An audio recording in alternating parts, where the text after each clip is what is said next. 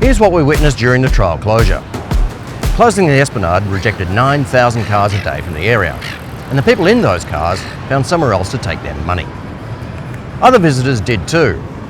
A preliminary survey of 50 businesses has a majority reporting significant downturn.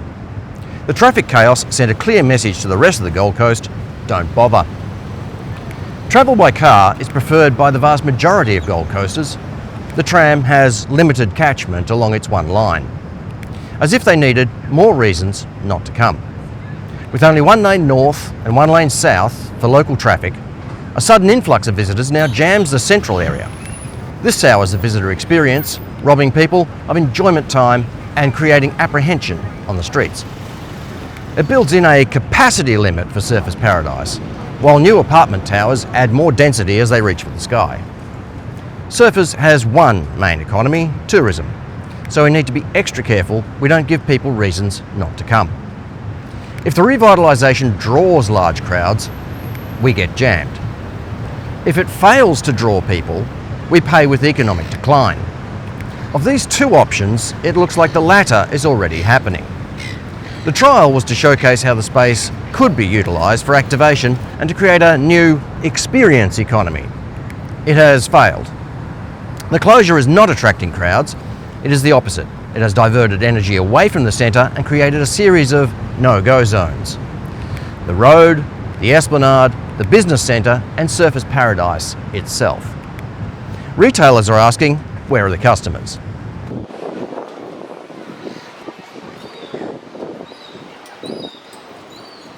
People don't use the road. They use the eastern edge of the Esplanade. People like to walk near the beach, to look at the horizon, to tread the very edge. The road remains a wasteland.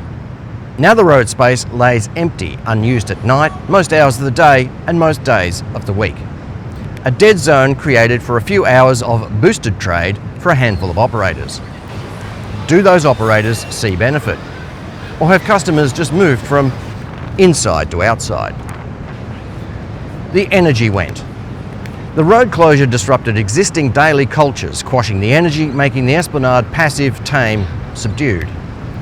This is an intention of the proposed design. With regular routines and activities disrupted, there seem to be fewer people on the Esplanade, less buzz. Activations flopped. The launch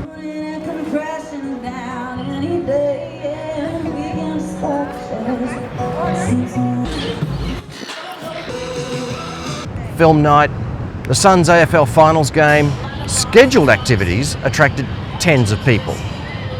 40, 50. These restaurants are closing at 10 p.m. on the finals game Saturday night.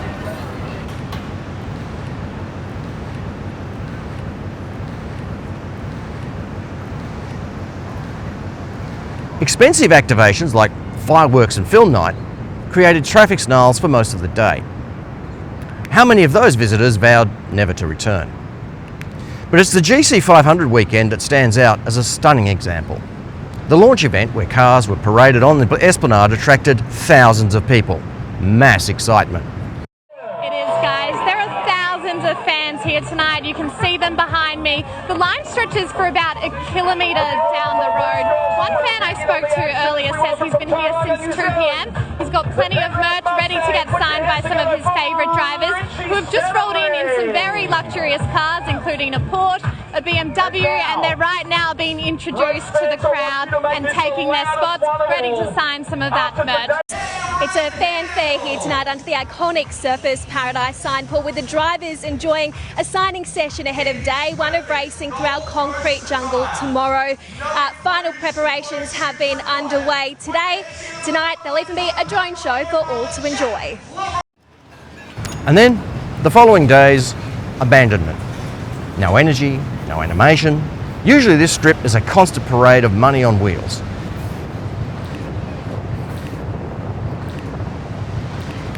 People wanting to join in, rejected.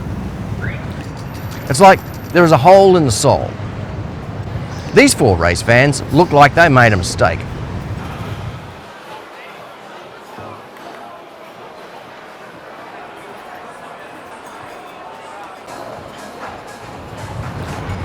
The GC500 is a massive attractor for Surfers Paradise, a major event, and yet our prime beachfront location was like a ghost town.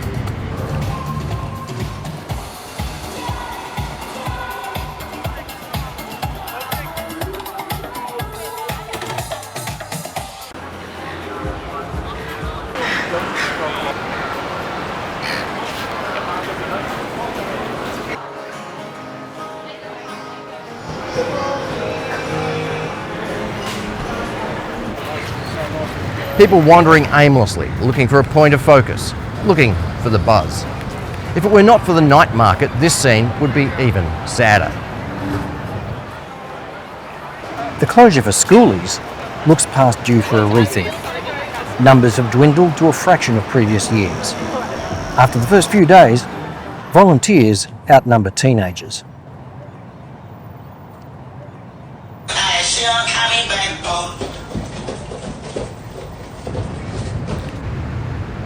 Earlier reports indicate foot traffic is down across the suburb, sales figures down by 20% and more. The energy is gone, the people went too. 9,000 cars a day went somewhere else. According to council, that is 6,000 locals and 3,000 others. Let's call them visitors. So 20% of the people who live here and 10 to 15% of daily visitors.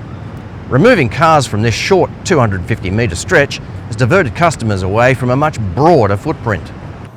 For locals in the north and south, the Esplanade is the only two-way road with turns that make access to the whole commercial centre easy and direct. It is now cut. The remaining combination of one-way streets, restricted turns and pinch points makes local access to destination difficult and annoying. Turning into Cavill Avenue from the highway is not always viable. If you find yourself south of Cavill, returning north can't be through the commercial zone. It is like a maze designed to push people away from the centre. Locals now find themselves pushed onto the highway. With its median strip and limited turns, the highway acts like a township bypass, an express route to Pacific Fair in the south and Australia Fair in the north. So where did the customers go? Once all the shopkeepers start to leave, that's when they'll reopen the nightmare closure. Just a small observation, but a mighty one. I've watched the Saturday night traffic go from healthy to stuff this, let's eat at Broadbeach or Main Beach. Even the market stalls will stop opening because there's no locals and visitors. They're screwed. Newcomers can completely miss the beach by travelling on Ferny Avenue. At the same time, additional traffic issues make Surfers Paradise an unattractive destination for the majority of suburban Gold Coasters who do 85% of their trips in the car. And so now we have empty parking spaces at beachfront side streets. It's a $140 million project. For it to return on investment, it needs to attract thousands of additional people per day. If it fails, it will be a decade of decline. Years to build, years of finger pointing, and years to redo. Cities spend millions on bridges to connect divided populations.